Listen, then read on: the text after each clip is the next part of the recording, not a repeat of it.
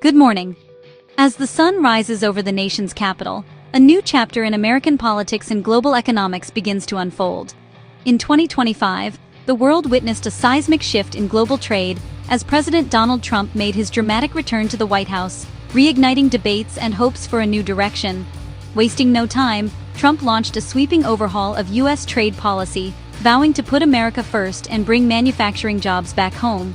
His administration promised to revive industries that had long struggled against foreign competition. The administration's first move was bold: a new era of tariffs. These taxes on imports were designed to make American goods more competitive, aiming to level the playing field for domestic producers and workers.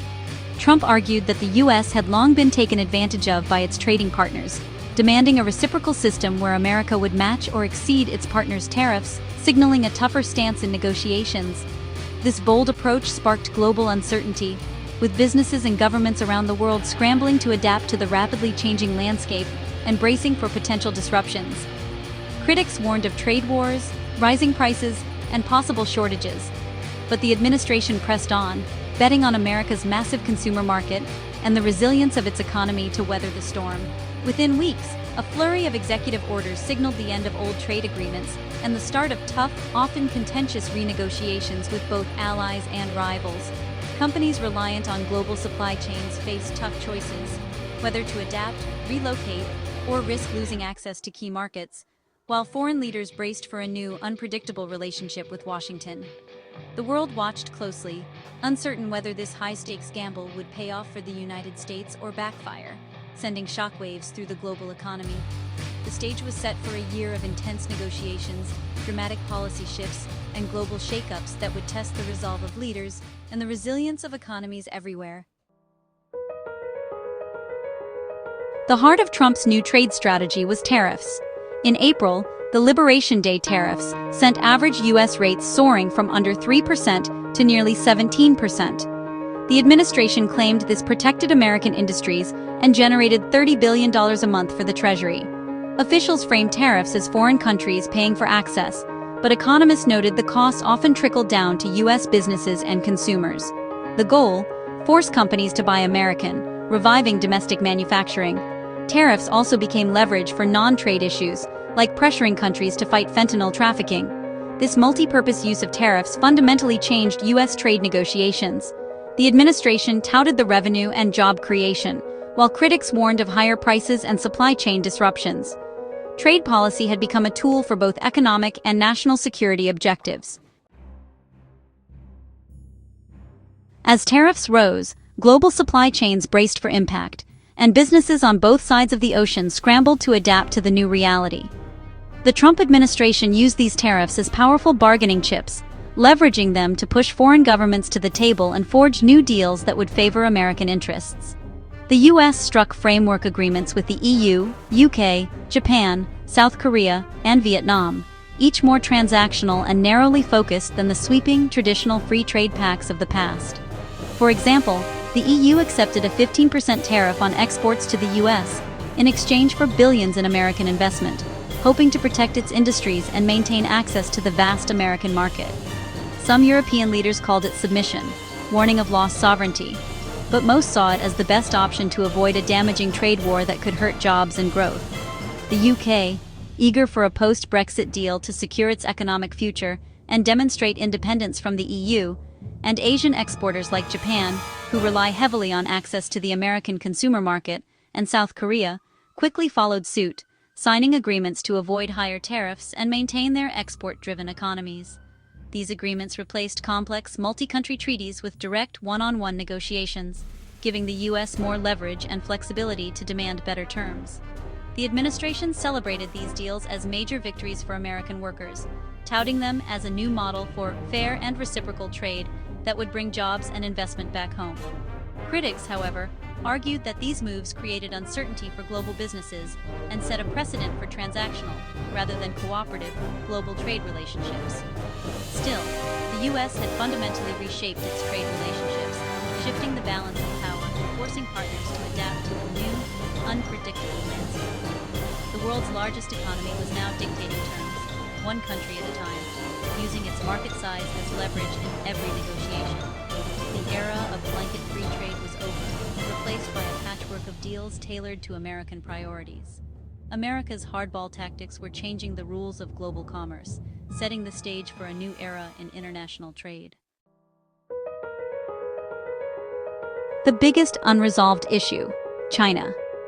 Despite high-level talks and a Trump-Xi summit, no comprehensive deal was reached in 2025. The U.S. demanded deep changes to China's economic model, while Beijing resisted, seeing it as a threat to its growth. High tariffs on both sides remained, affecting hundreds of billions in trade and pushing some U.S. companies to shift supply chains elsewhere. The standoff created global uncertainty, with both economies feeling the strain. A temporary truce held things steady, but it's set to expire in late 2026. 2 more Trump-Xi meetings are planned, but the path to a deal is fraught with challenges. Major compromises will be needed on both sides. The world is watching, as the outcome could reshape the global economy for years. For now, the US-China rivalry remains the biggest wildcard in global trade. Many predicted disaster when Trump's tariffs hit, but the US dodged a recession. After a brief contraction, the economy rebounded, fueled by a boom in artificial intelligence investment and steady consumer spending. The IMF even raised its global growth outlook as the world adjusted better than expected. Inflation rose, but not as sharply as feared. Costs were spread across the supply chain, softening the blow for consumers. Some countries struggled, but the global economy proved resilient. The feared domino effect of a trade war never materialized. The administration claimed victory, arguing their strategy worked without major harm. Critics cautioned that the long-term effects were still unknown. For now, the U.S. economy had weathered the storm. The experiment in aggressive trade policy had not triggered the crisis many expected. 2025 ended on a surprisingly stable note. China didn't fold under U.S. pressure, it adapted. Beijing diversified exports, targeting new markets in Asia, Africa, and South America, and posted a record $1 trillion trade surplus. China also shifted to high-tech manufacturing, investing in electric vehicles, semiconductors, and renewables to reduce reliance on low-cost goods. Its dominance in rare earth minerals became a strategic weapon, with hints of export restrictions rattling Western supply chains. The trade war accelerated the China Plus One strategy, as global companies moved some production to Vietnam, India, and Mexico. This shift created new opportunities for developing nations and forced China to climb the value chain. The world's supply chains began to realign, with China still a major player but no longer the sole factory floor. The trade conflict spurred innovation and competition, not collapse. China's response showed resilience and strategic thinking. The global manufacturing map was being redrawn. The US-China rivalry was reshaping the world economy. Looking ahead to 2026, the world is bracing for a series of major trade battles that could redefine the global economic landscape. The coming year is packed with pivotal moments and high-stakes decisions that will test the resilience of international partnerships and the adaptability of global markets. The U.S. Supreme Court is set to rule on whether Trump's tariffs overstepped presidential authority, a landmark decision that could upend recent trade deals and set new legal precedents for executive power in economic policy. Meanwhile, the temporary U.S.-China truce is set to expire in late 2026. With 2 high-stakes Trump-Xi summits already on the calendar, the world will be watching closely as these leaders attempt to navigate a path forward. A breakthrough in these talks could reshape global trade for years to come, but failure risks renewed escalation, market volatility, and deepening uncertainty for businesses and consumers alike. The U.S.-Mexico-Canada agreement is also up for a scheduled review, and Trump may push for new concessions or even threaten to let the deal expire, putting North American trade relations in the spotlight.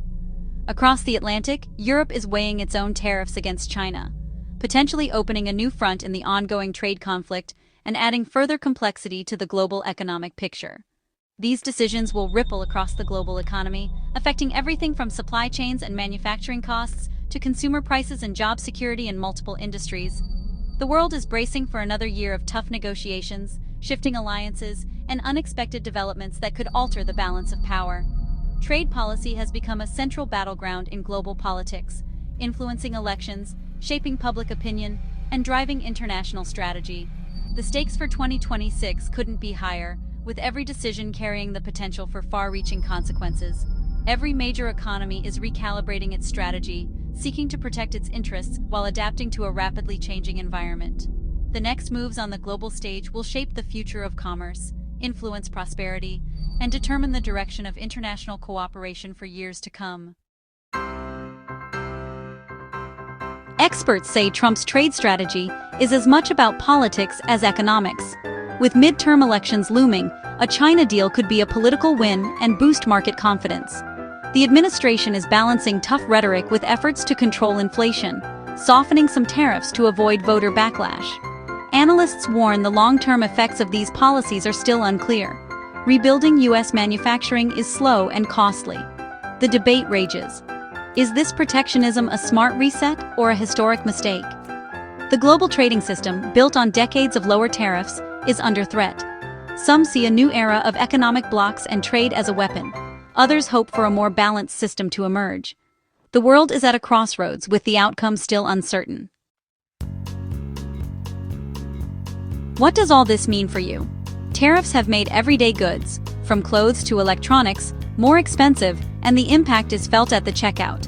Some U.S. communities see new manufacturing jobs, while others face higher costs or lost export markets. The trade shakeup creates winners and losers, with effects varying from town to town. Globally, countries are scrambling to adapt, forging new alliances and trade routes. The decisions made in Washington ripple through factories in Germany, farms in Brazil, and tech firms in South Korea. The world is more interconnected and more uncertain than ever. 2025's trade experiment is one of the biggest economic gambles in modern history. Will it lead to a stronger America and fairer trade, or more conflict and instability? One thing is clear: the rules of global business have changed, and there's no going back.